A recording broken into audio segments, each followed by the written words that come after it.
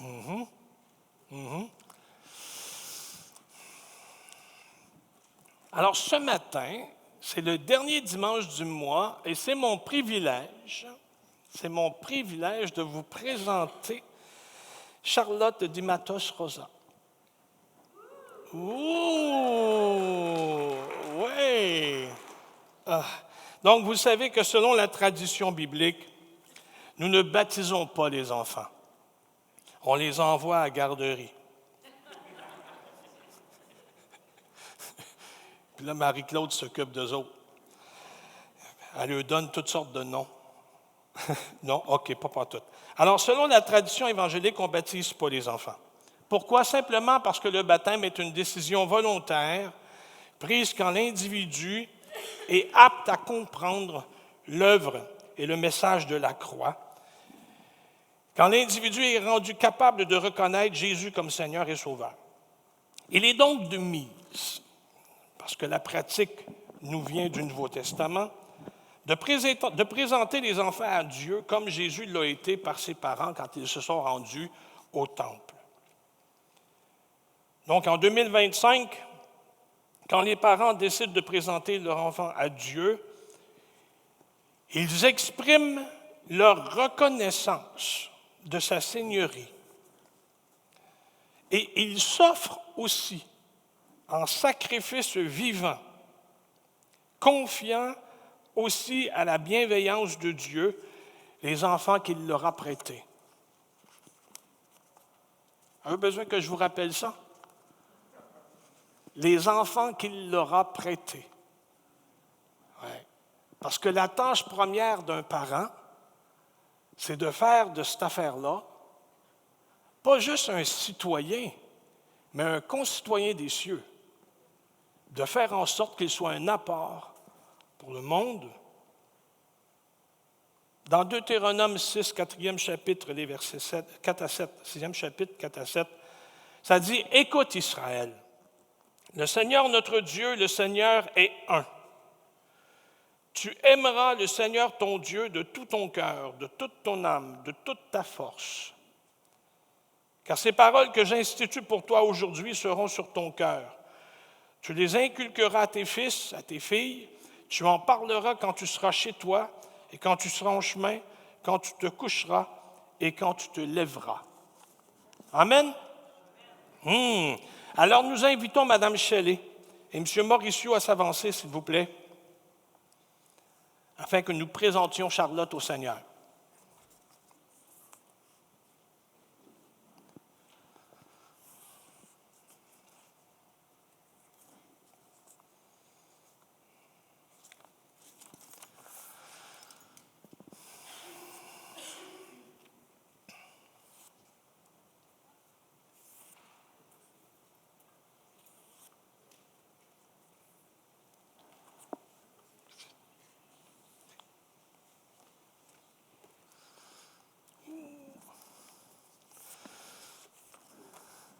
Elle dort. Alors, de tout temps, les parents qui craignent Dieu leur ont présenté leur enfant pour les lui consacrer. Okay? Vous avez décidé de suivre cet héritage en lui présentant Charlotte. Vous lui permettez, par l'exemple de vos vies, d'envisager l'accès à Dieu, parce que ce sera sa décision. Est-ce que vous vous engagez ce matin à lui enseigner les voies de Dieu? Oui. Alors puisse le Saint-Esprit faire son œuvre dans son cœur à elle. Et vous êtes conscient qu'en présentant Charlotte au Père, vous ne lui garantissez pas le salut, mais profitant de votre exemple, nous allons prier avec elle, prier avec vous, pour qu'elle puisse se laisser convaincre par le Saint-Esprit pour le reconnaître comme Seigneur et Sauveur. Amen? Amen. Alors que Dieu honore votre foi.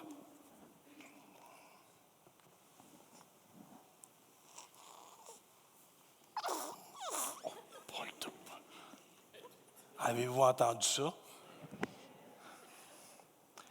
Seigneur Dieu, nous te prions pour Charlotte.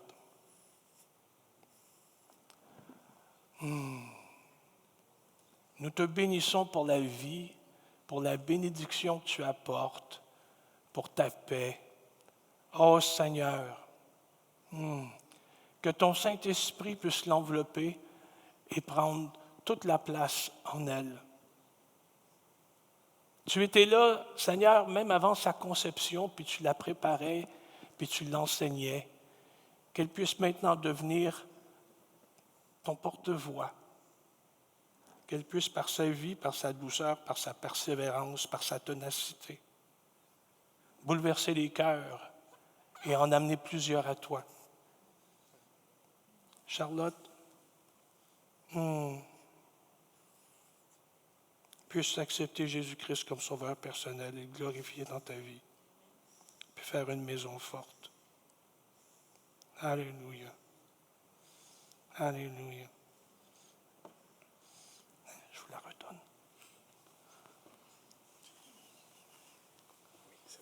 Oui, c'est plus confortable. Je vous invite à vous lever, s'il vous plaît.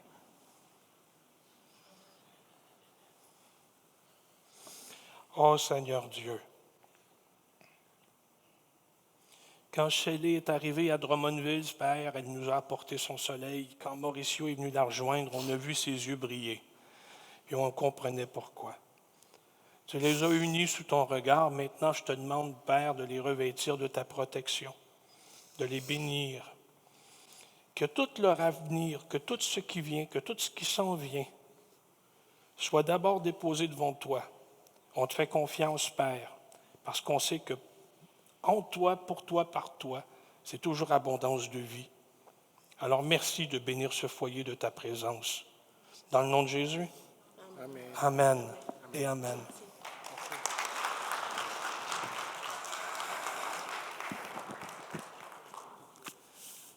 Je vous invite à prendre place, s'il vous plaît. Madame Michelet a dit, Charlotte n'a pas reçu tous ses vaccins, ça fait qu'on va venir pour la présentation, puis ça se peut qu'on ne reste pas. Hein? Alors, c'est correct, je lui ai dit, tant que c'est moi qui puisse la tenir. Alors, vous vous reprendrez. Amen et amen. Dernier dimanche de l'année.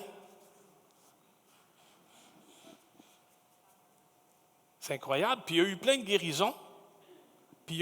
guérisons. On bénit Dieu parce que Mme Angélique a rendu un bref témoignage. Hein? Ouais. Préparez ça. La semaine prochaine, on va vous entendre. Hein? Oui, on veut entendre votre témoignage. Le Seigneur l'a touché, Dieu l'a guéri. On est vraiment soulagés de sa bienveillance. Dernier dimanche de l'année, écoutez, on va revenir sur le texte d'Ésaïe, 7e chapitre, verset 1, la promesse de l'Emmanuel. Pourquoi j'y reviens? Parce que je ne suis pas sûr qu'on a tout compris. Hein? Ou je ne suis pas sûr de vous l'avoir bien expliqué jusqu'à présent. Alors, c'est l'ultime tentative. Bon, pas ultime. Hein? L'avant-dernière tentative. Je ne suis pas mort encore. On va y découvrir d'autres choses. Mais on va parler de tout ça. Parce que dans le texte d'Ésaïe, 7e chapitre, dans cette promesse de l'Emmanuel, il y a comme un oracle, une prophétie, un message fort de donner pour que nos cœurs soient entiers. Vous vous rappelez, l'apôtre Jacques, dans sa lettre, parlait des cœurs divisés? Des gens qui sont balayés par tous les vents ou à la merci de toutes les vagues parce qu'il manque un gouvernail, hein? Un cœur résolu. Oh! Résolu. C'est de ça qu'on va parler ce matin. Alors, pour commencer, je frappe fort. OK? J'ai traduit un poème de Newton. Je ne l'ai pas montré à Hélène. J'étais confiant. OK? Le titre de mon message, c'est La grâce triomphe de nos faillites. Tout le temps. Tout le temps. Puis quand le monde décide de ne pas servir Dieu, la grâce triomphe pour le reste tout le temps. Le diable veut venir, assaillir, assiéger, il veut démolir, il veut voler, détruire. La grâce triomphe. Dieu est plus fort. L'apôtre Paul le disait lui aussi, hein? Celui qui est en moi, plus fort, plus grand que celui qui est dans le monde. Alors, c'est le texte de ce matin. Newton a écrit quelque chose du genre, que les pensées du monde poursuivent le monde, elles ne me charment plus. Il fut un temps, leurs artifices m'ont plu, mais la grâce m'a rendu libre et leurs plaisirs ne me plaisent vraiment plus. Leurs efforts sont vains, car loin de mon cœur, elles errent sans but, puisque maintenant j'ai vu le Seigneur. Comme à l'aube du jour, les étoiles se cachent, ainsi les plaisirs du monde s'effacent. Quand Jésus est révélé, plus rien ne divise mes choix. Au monde, je dis bon voyage. Son nom et son amour et sa sublime voix ont fixé mon cœur en sa croix.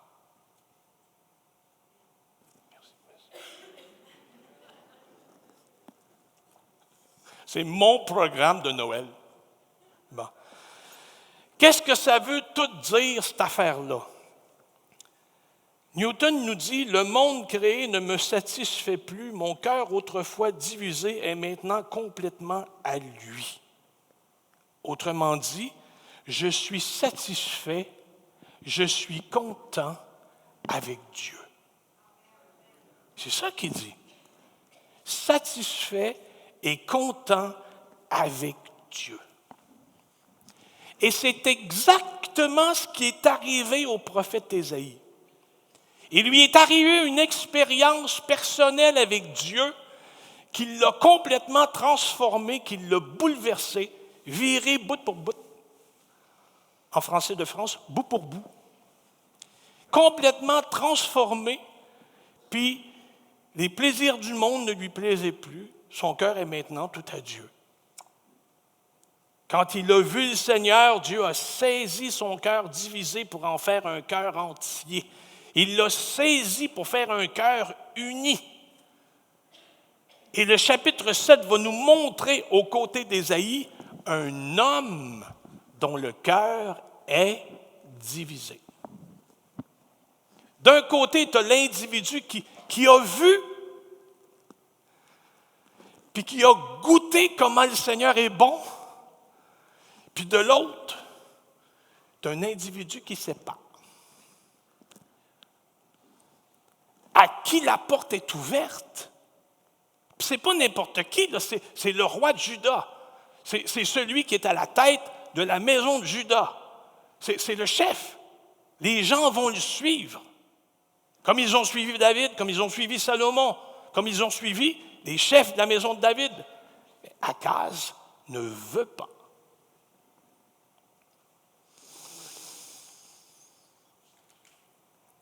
La différence entre les deux hommes, ce n'est pas compliqué. Ésaïe a reçu un sens de la gloire de Jésus dans son cœur. Le roi ne veut pas recevoir ça. Puis Dieu l'entoure. Dieu le presse et le roi résiste.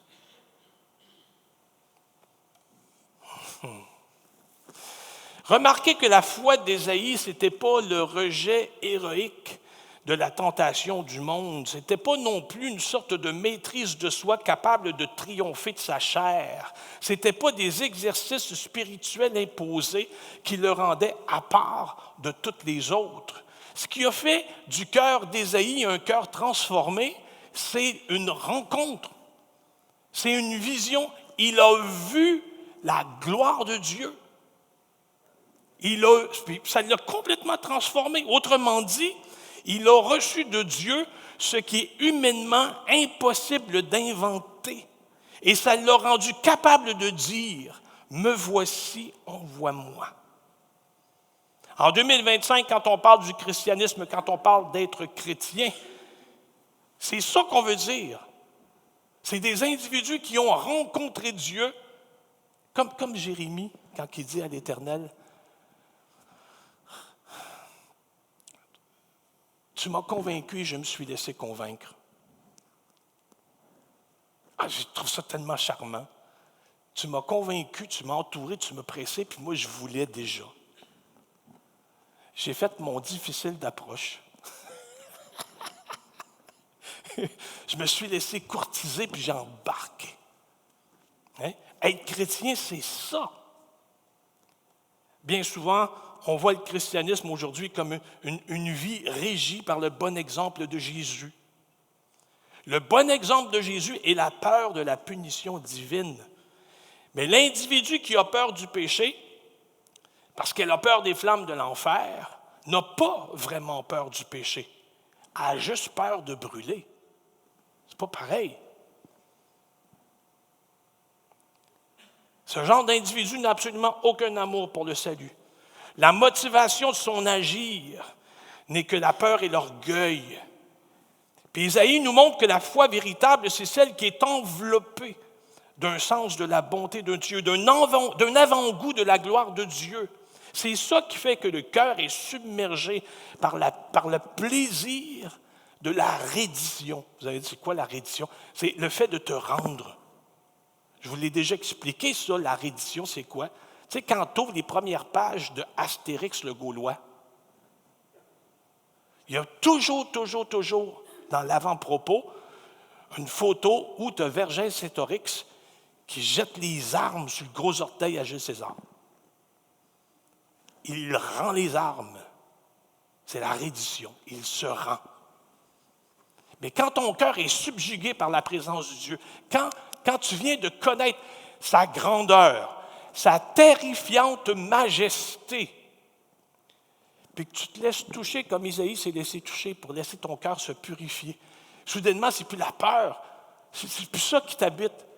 C'est soudainement l'éblouissement, ou on pourrait dire, l'étonnante joie de réaliser que soudainement, tu fais partie. Tu es dedans. C'est toi, ça. Tout ton cœur criait à ça. Puis ça t'est donné en Jésus. C'est ça, un cœur subjugué qui, dans le plaisir de l'adoration, va tout donner, va tout lui donner. Il se donne à Jésus. Quand vous et moi, on hésite entre ce qui est bien ou mal, juste, injuste, on se trouve à exposer un cœur divisé, on se trouve à exposer un cœur vide. Ça veut dire que dans notre quotidien, quand on hésite, on expose un cœur divisé. Parce que fondamentalement, en Jésus, nous savons ce qui est bien et ce qui est beau. La foi véritable ne réside pas dans des choix victorieux. La foi, c'est la capacité d'agir pleinement avec joie tout le temps, avec enthousiasme parce que nos yeux ont été ouverts à la gloire de Jésus-Christ. C'est ça qu'a vécu le prophète Isaïe et c'est cela qui l'a sauvé. Cet état de cœur, Akaz ne l'avait pas, ne le connaissait pas. Son incrédulité, c'est le récit de sa défaite.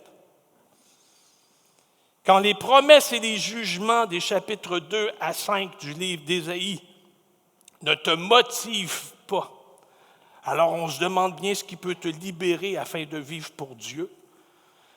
La réponse à ce qui est annoncé des chapitres 2 à 5, la réponse à ça, c'est la révélation du chapitre 6. C'est ça qui dit, on va passer au travers. La vie est dans notre camp. Dieu est de notre bord. Ça, c'est la vision du chapitre 6. Hein? L'année de la mort du roi Osias, Dieu annonce une année de grâce pour Israël, pour les nations. Puis il envoie des gens qui, comme Ésaïe, à partir de ce moment-là, ont eu le cœur touché par Jésus. Puis ils se sont mis à annoncer la bonne nouvelle. Parce qu'ils ont vu que maintenant, tout était possible. Tout était possible. Contre les noms de l'homme, Dieu opposait son nom. N-O-N. Non, mais je ne suis pas éthique à matin, ça n'a pas de bon sens. Ça n'a pas de bon sens. Mais ça, ce n'est pas mon idée, c'est Karl Barth qui dit ça. Karl Barth dit, quand les hommes se sont emparés du Fils, puis qu'ils l'ont tué, qu'ils ont voulu l'éliminer, puis ils ont dit, nous ne voulons pas du salut. Dieu a dit non. Je sauve. Je sauve quand même. C'est ça la grâce qui est triomphante de la faillite. C'est ça la grâce qui est triomphante des faillites. Le monde, les gouvernants, par leur peur, par on ne sait quelle ambition, vont dire non. Et Dieu, en Jésus, par la présence de l'Église dans le monde, continue d'afficher son nom au nom de l'homme. Sa persistance, son insistance.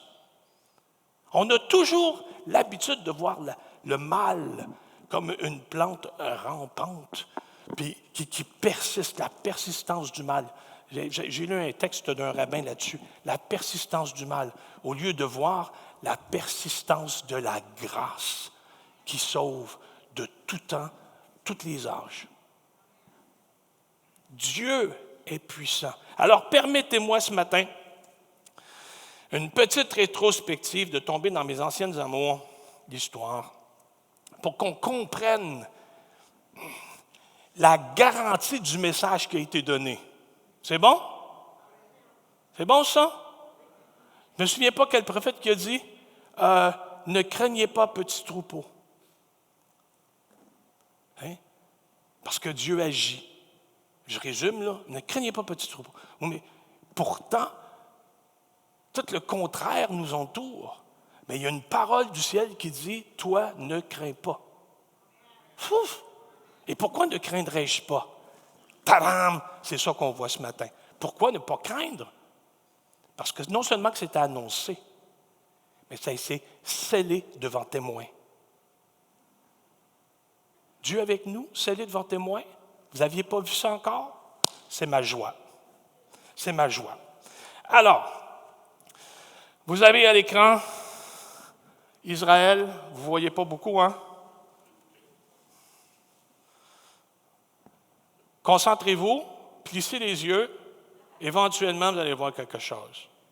OK? C'est la terre d'Israël, c'est la Palestine. OK? Tout en bas, vous avez Jérusalem, Samarie, Damas, la Syrie en haut. Puis, la petite tache bleue à côté de la Méditerranée, c'est la mer Morte. Juste en haut de tout ça, vous avez Benjamin et Éphraïm.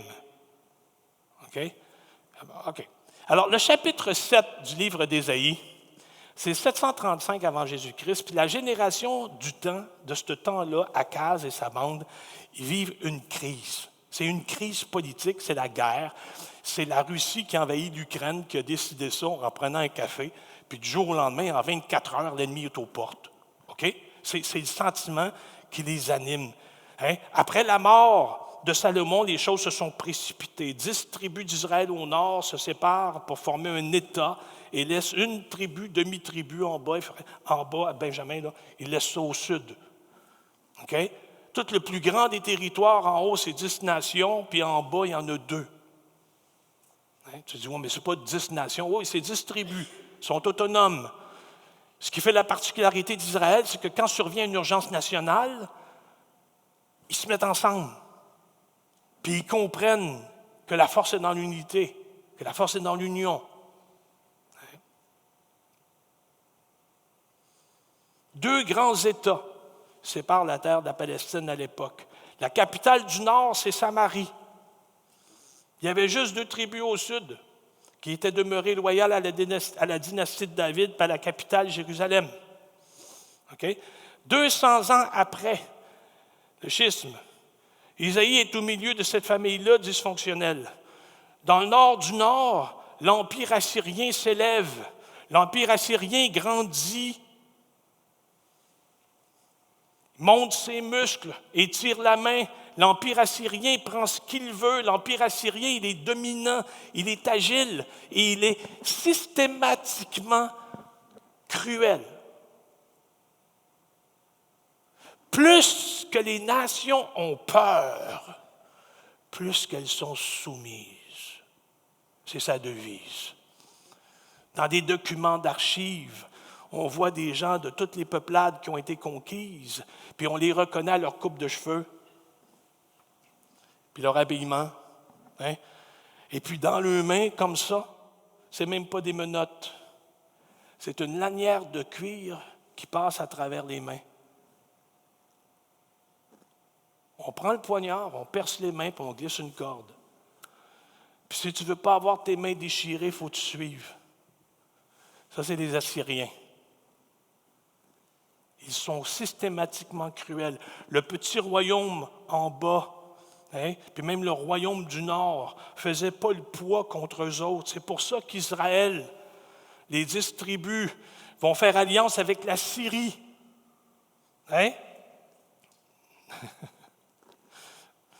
C'est mon ordinateur qui vient d'embarquer en attendant son nom.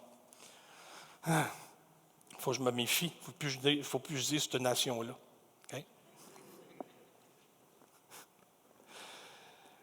Alors, c'est pour ça qu'Israël fait alliance avec son voisin pour se protéger de l'Assyrie, pour pas que celui-ci vienne envahir toute la place. Alors, ils veulent que Juda, en bas, se joigne à eux autres. C'est ça qu'ils veulent. 10 plus 2, ça fait 12, contre le grand pouvoir, avec l'aide de SYRIE. Bon. Alors, ils vont ordonner à Akaz, roi de Juda, de se joindre à eux. Ce dernier va hésiter, ce dernier va résister à la pression. Alors, les deux vont faire alliance, puis ils se sont dit, on va l'attaquer, on va s'en débarrasser, on va éliminer Akaz, puis on va mettre à sa place un roi pantin, un roi qui va faire ce qu'on veut. OK? Vous me suivez, là? Oui. On va absorber Juda dans l'équipe de force. Toutefois, dès le début, il y a un regard prophétique sur ce plan-là qui n'est pas bon. Okay? 7e chapitre, ça dit, « Il arriva du temps d'Akaz, fils de Jotham, fils d'Ozias, roi de Juda, que Rétine, roi de SYRIE, monta avec Pékak, fils de Rémalia, roi de Jérusalem, roi d'Israël, contre Jérusalem pour l'assiéger, mais il ne put le faire. » Ça n'a pas marché. Okay? Dès le début, il y a un regard prophétique sur un plan qui n'est pas bon. Dieu n'a pas renié son alliance avec la maison de David. C'est bon? Même si la maison de David n'est pas parfaite, même si c'est Akaz qui est là, Dieu n'a pas renié la maison de David. Voilà pourquoi l'attaque contre Jérusalem n'a pas fonctionné. Premier verset du 7e chapitre qu'on vient de lire. Dieu va lui dire, aucune raison de paniquer. Dieu veille. Akaz était sceptique. Pourquoi il était sceptique? Parce qu'il y avait d'autres plans. Il ne voulait pas que Dieu se mêle de ses affaires. Il avait déjà manigancé quelque chose de purement politique et guerrier. Alors, c'est ça le tableau. D'un côté, il y a Dieu pour ta vie, puis de l'autre, il y a ce que tu penses qui est bon pour toi. Et ce matin, la question qu'on pose, c'est si tu lui fais confiance, parce que c'est ça qu'Akaz s'est dit, si j'y fais confiance, est-ce qu'il va me sauver? Est-ce que Dieu va honorer ses promesses envers moi? Parce que vous savez que l'être humain est aussi, aussi prétentieux et ingrat. Est-ce que Dieu va honorer les promesses qu'il m'a faites si je me donne à lui? On renverse souvent notre situation dans notre rapport à lui. Alors, le texte d'Ésaïe va déclarer que le peuple ne lui a pas fait confiance. C'est ça qu'on voit là. Et le peuple, dira le prophète, il l'a payé à fort prix. Toutefois, la grâce a eu le dernier mot et elle a triomphé de leur cœur divisé. Dieu a sauvé son peuple quand même, parce qu'il y avait dans l'immensité de la population, il y en avait des gens dont le cœur n'était pas divisé, mais qui subissaient l'autorité. Et Dieu est allé chercher ceux-là. Ce reste, ce matin, c'est le temps d'une décision. Ce matin, tu dois comprendre que Dieu est vraiment ton allié. Et Dieu t'invite à lui faire confiance. Dieu t'invite ce matin à lui faire complètement confiance. Si tu lui résistes, si tu ne l'écoutes pas, Si tu ne lui fais pas confiance, c'est un choix qui est destructeur.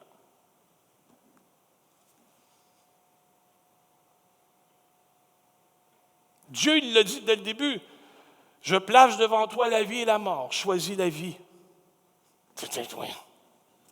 Choisis la vie. Dieu est présent dans ta vie. Dieu est présent dans ta situation de crise. Dieu est présent dans ta situation de crise. Si tu lui fais confiance, il te sauvera. Sinon, si tu refuses, il te disciplinera. C'est ce qu'enseigne le Nouveau Testament.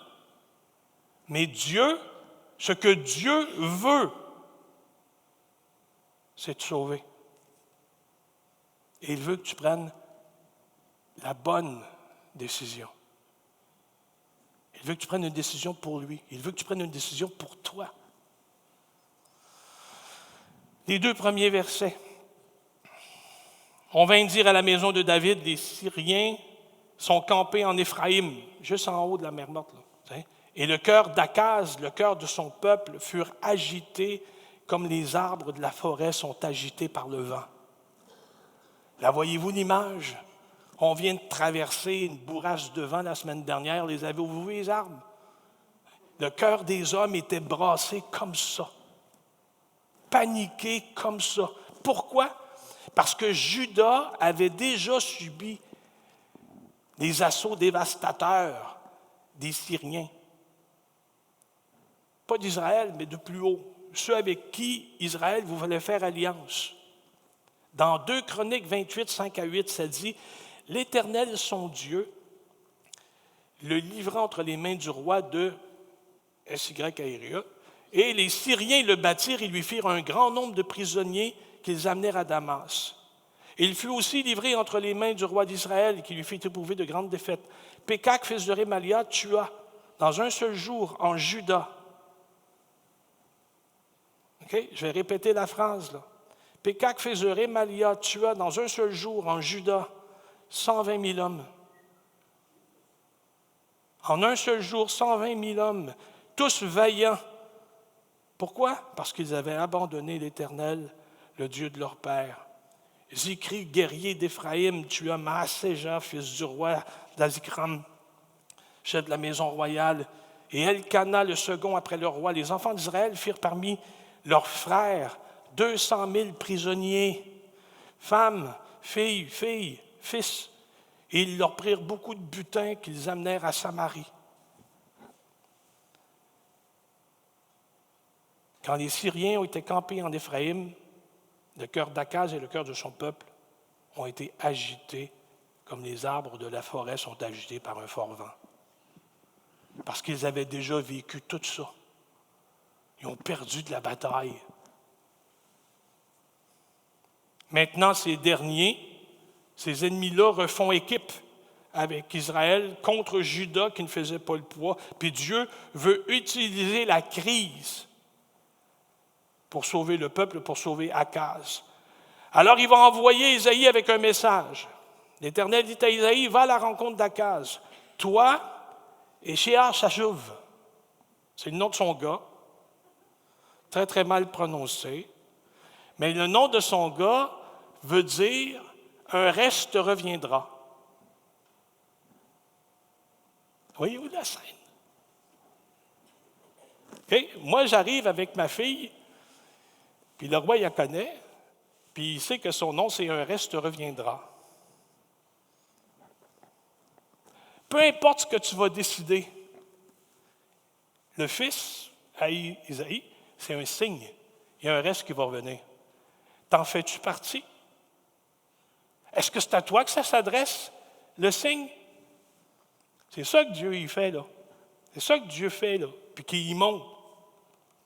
Va lui dire, avec ton fils, va à l'extrémité de l'aqueduc, près de l'étang supérieur, la route du Foulon, c'est là qu'il est.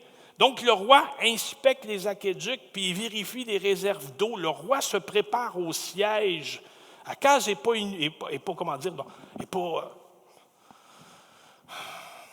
inactif, là. Il se prépare, les gens, ils campent en haut.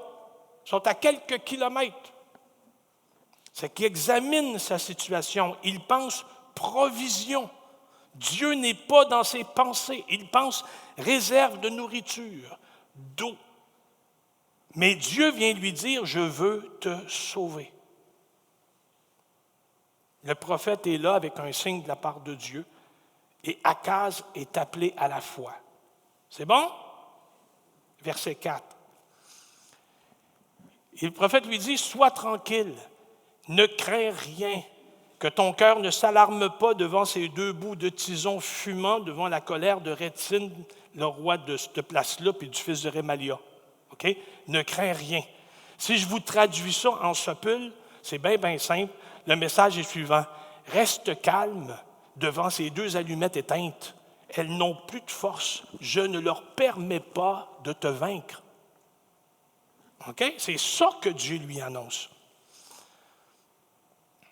Ainsi parle le Seigneur l'Éternel, cela ne t'arrivera pas, cela n'aura pas lieu, car Damas est la tête, et Rétine est la tête de Damas.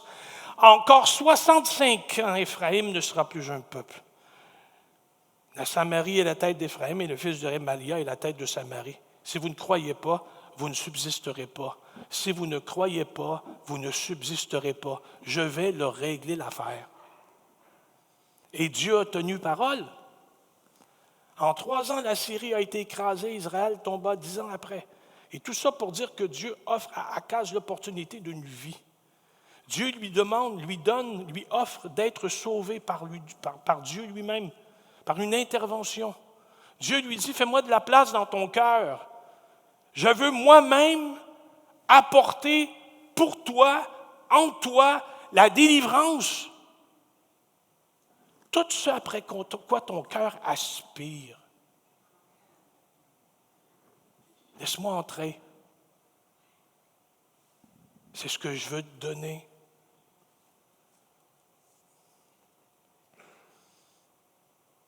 Dieu dit à Akaz, considère-moi comme Dieu. Réalise mon existence et ma fonction. Réalise, admets qui je suis. Et ce que Dieu voit quand il donne la parole à Akaz, c'est que ça le dérange. Le roi est dérangé par ça. Le roi ne veut pas l'offre. C'est pour ça qu'il dira, si vous ne croyez pas, vous ne subsisterez pas.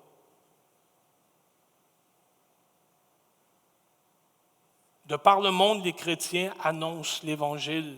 Et dans cet Évangile-là, c'est une offre à la paix, c'est une offre à la vie. Pourquoi? Parce que la majorité des chrétiens, les porteurs de bonnes nouvelles, ont vu quelle était la nature de Dieu. Ils ont vu, ils ont goûté, ils ont touché, ils ont été touchés. Ils ont reçu le don du Saint-Esprit. Non seulement les chrétiens bénéficient de la révélation de Dieu, mais ils bénéficient aussi de l'apport du Saint-Esprit qui constamment illumine leur cœur face aux vérités qui sont éternelles. Et au monde, on dit, choisis la vie, ça les dérange. Parce qu'ils veulent le contraire. Il y a un jeu de mots ici en hébreu, quand ça dit « vous ne croyez pas, vous ne subsisterez pas ». C'est difficile à rendre en français, mais ça sonnerait comme ça. Si tu ne tiens pas debout, tu ne tiendras pas. Ou autre chose, ça pourrait dire, si tu ne vis pas par la foi, tu ne vis pas du tout. C'est tout ou rien. Il faut absolument t'embarquer. Akaz doit se reposer sur Dieu. Et voyez-vous, Dieu, c'est drôle, hein? Parce que Dieu est attiré par la faiblesse.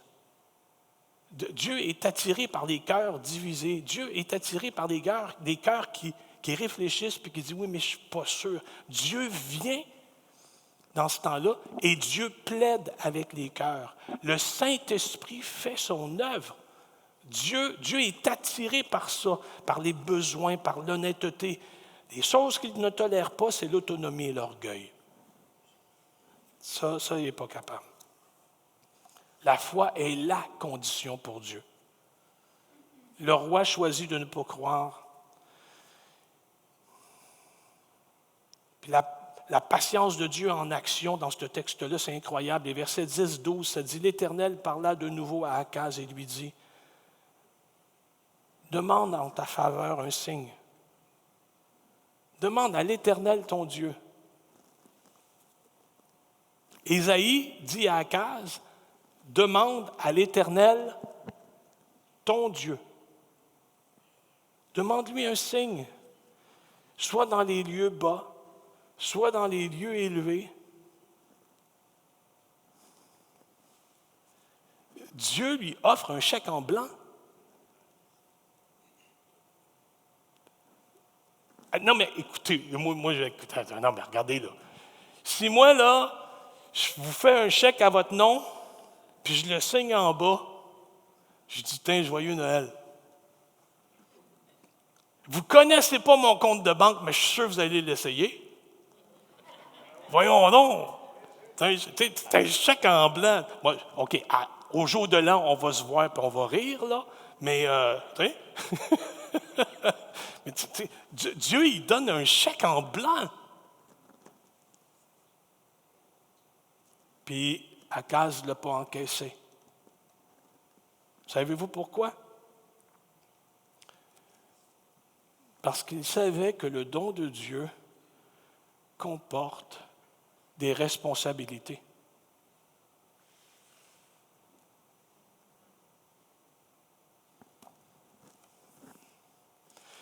Quand j'étais pasteur de jeunesse dans une autre vie, au Centre évangélique de Montréal, je pose la question à mes jeunes, puis je leur demande, je dis, qui c'est qui n'est pas baptisé du Saint-Esprit? Puis il y a des gens qui lèvent la main. Là, je dis, qui veut recevoir le baptême du Saint-Esprit? Toutes les mêmes mains se lèvent, sauf une. Puis là, je demande. Elle s'appelait Madame Point du Jour, la petite. Aujourd'hui, c'est une ancienne à l'Église, imaginez. Je lui ai dit, mais pourquoi est-ce que tu ne veux pas recevoir le baptême du Saint-Esprit? Elle dit, parce que j'ai peur de ce qu'il va me demander.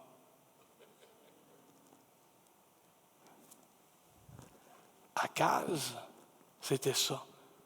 Puis souvent de fois, c'est ne pas comprendre quelle est la nature divine que d'avoir peur de ce qu'il va demander.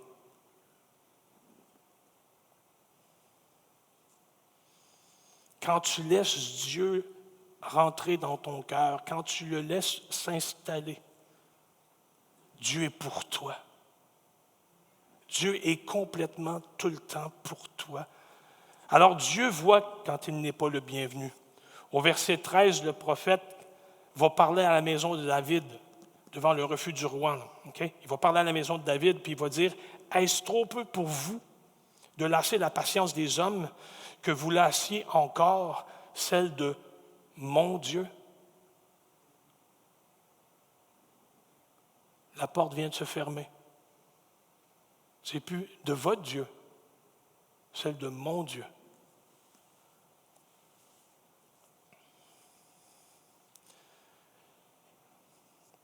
Dieu décide d'envoyer un signe à ces incrédules-là. Il sait pourquoi le Seigneur lui-même vous donnera un signe. Et voici, la jeune fille deviendra enceinte. Elle enfantera un fils. Elle lui donnera le nom d'Emmanuel. Et ce signe, qui est un grand texte de la Bible, est beaucoup plus riche qu'on le pense, parce qu'en fin de compte, la promesse se fait comme en 2 temps. Hein? 8e chapitre, verset 4, le texte qui suit. Le prophète va écrire une prophétie devant témoin. Dieu va lui dire, prends une tablette et écris devant témoin. Et ensuite, il va aller vers sa femme, qui va lui donner un fils. Puis le nom qu'on va donner à ce fils-là, c'est le nom que le prophète avait déjà écrit devant témoin. Et ce nom-là, c'était, je ne vous le dirai pas en hébreu, là, hein, c'est qu'on se hâte de piller et qu'on se précipite sur le butin.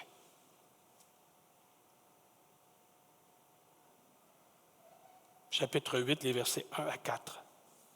L'Éternel me dit, prends une grande table, écris dessus d'une manière intelligible, et qu'on se hâte de piller, qu'on se précipite pour le butin. Alors j'ai pris avec moi des témoins dignes de foi, le sacrificateur Uri, Zacharie, fils de Bérekia. Je m'étais approché de la prophétesse, elle conçut et elle enfanta un fils. L'Éternel me dit, donne-lui pour nom Maher Shalal Shazbaz. Donc, paye vite, ramasse le butin. Car avant que l'on sache dire, mon père, ma mère, on emportera devant le roi d'Assyrie les richesses de Damas et le butin de Samarie. Juda va gagner. Donc, 8-4, 7-6, prophétie d'Emmanuel, ça marche ensemble. Parce que le nom bizarre du fils d'Ésaïe, c'est aussi le message que Dieu est avec nous. Quand Dieu fait une promesse messianique dans l'Ancien Testament, il faut qu'il y ait un accomplissement là. Je dis, là, pourquoi? Parce que Moïse l'a écrit. Moïse a écrit une règle. À tous les prophètes, il leur a dit, si ce que tu annonces, ça n'arrive pas, on t'élimine. Si ce que tu dis ne se fait pas, tu as ton 4%. Devant témoin, il signe. OK? Ésaïe va signer la prophétie. Dieu est avec nous. Puis il est avec nous à partir de maintenant. 2 témoins, la tablette est signée. Pff. Laisse tomber le micro. C'est fait. La puissance des enfers est brisée, car Dieu est avec nous. La preuve, c'est que les ennemis de Juda ne sont plus. Ils ne sont plus là. Puis pourquoi aujourd'hui, quand on célèbre Noël, puis qu'on dit « Il est Dieu avec nous », comme nous le rapporte Matthieu, c'est que dans le cœur d'Israël, c'était précieux parce que ça ramenait à ce souvenir-là. Dieu l'a fait. Dieu l'a fait. C'est que là, on voit un enfant dans ses langes. Puis les évangélistes disent, Dieu avec nous. C'est fait. C'est que ce que Jésus va déclarer à la croix, alors qu'il est agonique, quand Jésus va déclarer, tout est accompli. C'est parce que toutes les preuves ont été installées, tout a été établi. Tout s'est accompli. Tu peux expérimenter la présence transformatrice de Dieu. Tu peux vivre le salut de Dieu si tu regardes le flot tranquille et puissant de Dieu en Jésus. Si tu dis, je planterai ma vie au milieu de la source et je n'aurai plus jamais soif. Tu peux vivre ça là, si tu décides de placer en lui ta confiance. Du milieu de ta crise, si tu lui fais confiance, tu vis ça maintenant. Même si l'ennemi m'assiège, même s'il décide de m'entourer de son camp, je place ma vie en Dieu. Tu peux expérimenter Dieu, vivre Dieu, si tu le contemples à sa naissance, si tu le contemples en Jésus, si tu le contemples là, dans ta vie présente, puis que tu lui dis, voici mon puissant allié, que mes ennemis tremblent, la menace n'est plus. Du milieu de ta crise, tu peux vivre de lui si tu lui dis oui.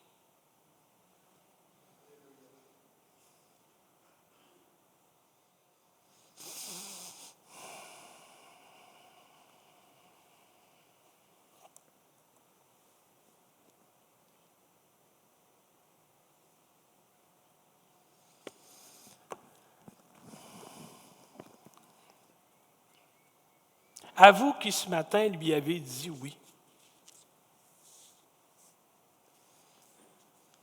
Avez-vous commencé à encaisser votre chèque en blanc?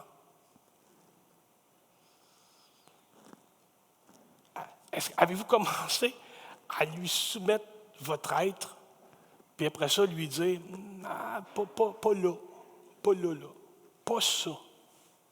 Mais ça, c'est correct. Puis savez-vous quoi? Dieu va dire, OK. Parce qu'il s'est dit, quand l'individu va voir que dans ce qu'il me laisse agir, je multiplie, je fructifie, il va me laisser le reste. Puis, oh non, tu ne l'as pas fait.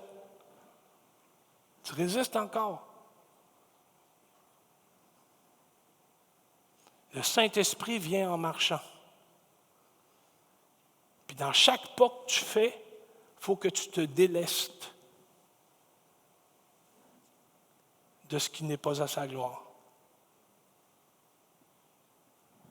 Sinon, tu es comme Akaz. Puis tu te prépares pour la réprimande. Parce que Dieu va faire son œuvre quand même. Dieu va faire son œuvre quand même. Je pense que je vous avais déjà raconté une parole de Leonard Ravenhill qui m'avait vraiment touché quand j'étais jeune, puis elle me touche encore. C'est un prédicateur de réveil. Puis Ravenhill avait écrit au début de son livre, il avait dit « Seigneur Dieu, si dans ma théologie, j'en suis venu qu'à ne plus vraiment te considérer pour qui tu es, fais-moi grâce. Fais-moi grâce. Et passe par-dessus moi, puis choisis-en un autre qui va te servir mieux que moi. »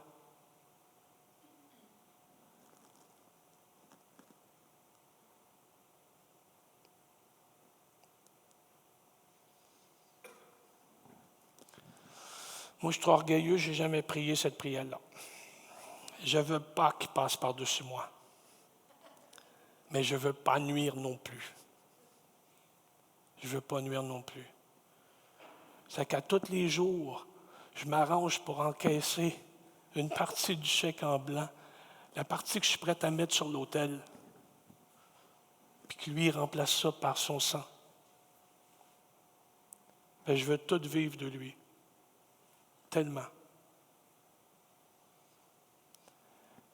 Si tu n'as pas accepté Jésus-Christ comme sauveur personnel, si ton cœur est divisé, si tu hésites encore, non, fais pas ça. Choisis la vie. Fais-toi du bien. Aime-toi assez. Choisis la vie. Dis-lui, Seigneur, OK, je donne tout. Tu as raison. Tu es Seigneur et Sauveur, puis moi je suis pécheur, puis j'ai tellement besoin que tu me pardonnes. Alors remplis-moi de ton Saint-Esprit. Je vous invite à vous lever, s'il vous plaît. C'est le dernier dimanche du mois. On a une réunion de comité, nous, après, mais j'insiste, parce que sinon, je vais me faire chicaner. Charles-Alexandre s'est pratiqué. Mais on va chanter un chant de circonstance. Pendant la pratique, j'écoutais des chants, puis je disais, c'est quand même superbe. Le Saint-Esprit est bon. Les chants étaient de circonstance. Puis le chant qu'on va interpréter, c'est gratitude. C'est qu'on va prendre le temps de chanter, de le chanter. Puis si vous avez à cœur, avancez-vous. C'est le dernier dimanche de l'année. Qu'est-ce que vous avez à réparer? Qu'est-ce que vous avez à laisser sur l'autel? C'est que venez le laisser en lui chantant ça. Gratitude. À ceux et celles qui doivent quitter, okay, parce que vous avez de quoi au fourneau, vous êtes trop occupés, c'est correct. On vous pardonne. Hein? Mais on va donc prier. Si vous devez quitter, faites-le avec notre bénédiction. Si vous restez, bien, on va adorer ensemble quelques instants. Amen. Merci Seigneur Dieu pour ta bonté et pour ta puissance. Seigneur, on dit souvent, hein, ce que ta bouche dit, ta main l'accomplit. Puis quand tu as agi dans la génération d'Akaz puis d'Ésaïe, les temps étaient tellement durs, mais tu as tout signé de ta main. Ta bouche le dit, ta main l'accomplit. Les gens ont vu ta fidélité. Ils l'ont vu, ta fidélité. Oh, Seigneur Dieu. Alors aujourd'hui, même si on est en 2025 et qu'on pense que le ciel est loin,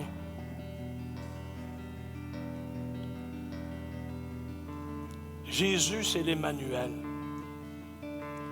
À partir de maintenant. Parce qu'il l'a garanti dans le passé, c'est ce qui s'en vient dans le futur. La garantie en Jésus. Alléluia. Souffle sur nous, Père Saint, qu'on n'ait pas honte, qu'on ne soit pas embarrassé de te donner nos vies, puis de te donner gloire. Alléluia. Amen. Amen. Je n'ai plus de mots, plus rien de nouveau. Comment exprimer